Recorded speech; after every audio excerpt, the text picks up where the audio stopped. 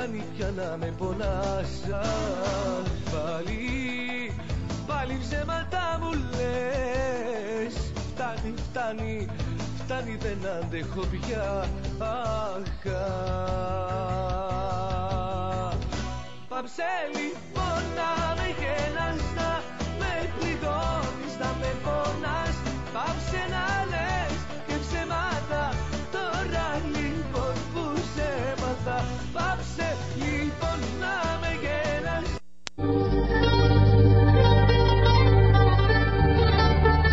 The Greek philosophers, Plato and Aristotle, chose not to ask what is the right thing to do.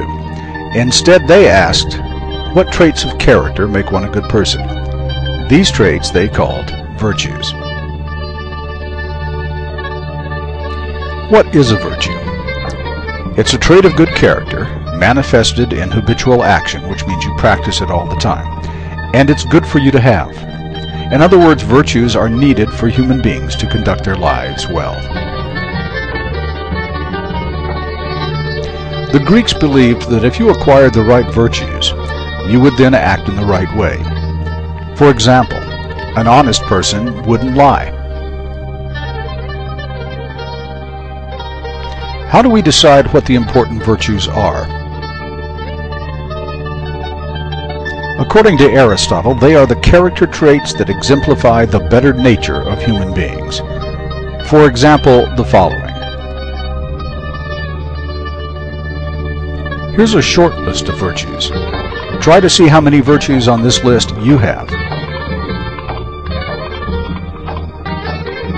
Plato focused on what he called the four cardinal virtues: temperance, justice, courage, and wisdom.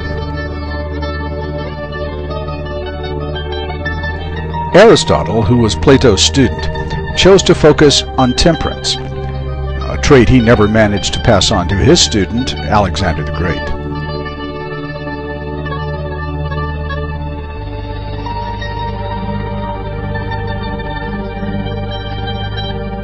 Aristotle said that moral virtue is a mean between two extremes, the one extreme involving excess and the other deficiency. Aristotle called this concept the golden mean. For example, the mean between excess and defect is excellence, while the mean between cowardice and temerity is courage. The mean between stinginess and wastefulness, generosity. Between shamelessness and bashfulness lies modesty, and between envy and spite, righteous indignation. Aristotle didn't intend that we should begin with the extremes and then identify the mean. This would tend to lead us into mediocrity rather than excellence. Aristotle believed that a person of moral maturity, that is, one who had learned the habits of good character and subsequently gained the acuity of moral reasoning, would naturally seek the action that would further excellent moral character. That would be an action that would logically lie somewhere between two extremes, one excessive and the other deficient. Aristotle also held that the process of reasoning that would lead to the moral mean was dependent on the individual and on the circumstance. The moral mean would thus be different for each person. No one absolute mean would suffice for everyone. Aristotle said, everybody who understands his business avoids alike excess and deficiency. He seeks and chooses the mean, not the absolute mean, but the mean considered relatively to himself. Aristotle was much in favor of teaching the young to develop the habit of moral reasoning, so that when they were adults, they would naturally gravitate toward the moral mean in any given situation. Ultimately, the moral mean can only be discovered by the application of both learned theory and personal perception, the practical application of our natural senses to a situation. Aristotle's model of the golden mean is not a simple arithmetical calculation of an average action. It's the result of acquired character, a moral maturity, and an ability to perceive a situation accurately as it pertains to the individual involved. Any person of moral maturity, with an understanding of what is right and what is wrong, would view the situation through the lens of his personal experience and naturally choose the moral mean. As every situation differs, every moral mean will likewise differ.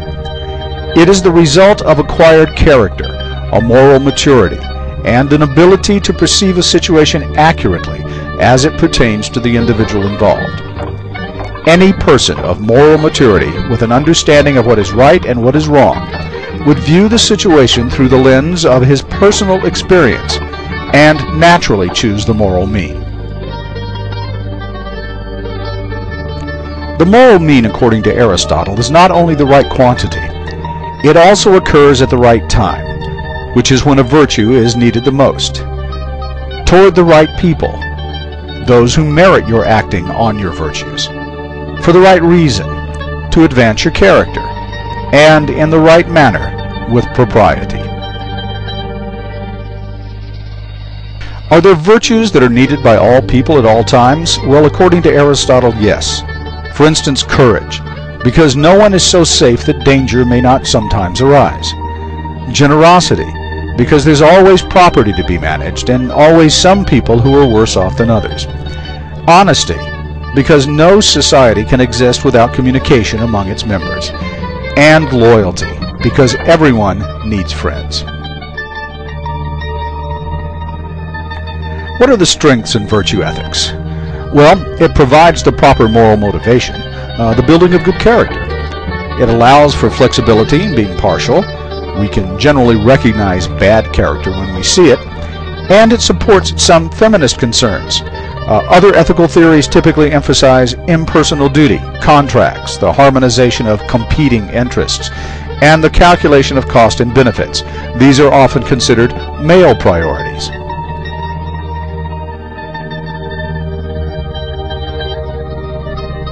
What are the weaknesses in virtue ethics? Well, there's no simple way to determine right action, and there's no way to resolve conflicts of virtues, for instance, honesty versus kindness. How can we use virtue ethics today? Well, first of all, to answer questions of character. Also, to bring consistency to situational claims. And to help describe ideal persons for certain positions or occupations by asking what virtues would best suit that job. For example, in the area of media, what are some of the virtues that you would associate with, for instance, a journalist, perhaps someone in advertising, or someone in public relations? How do these virtues differ, and why? When using virtue ethics in ethical decision-making, try the following exercise. First, describe the character of each of the people involved in making this ethical decision.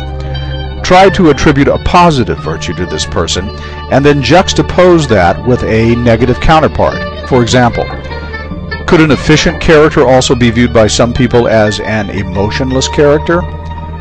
How then would you reconcile these conflicts in perception?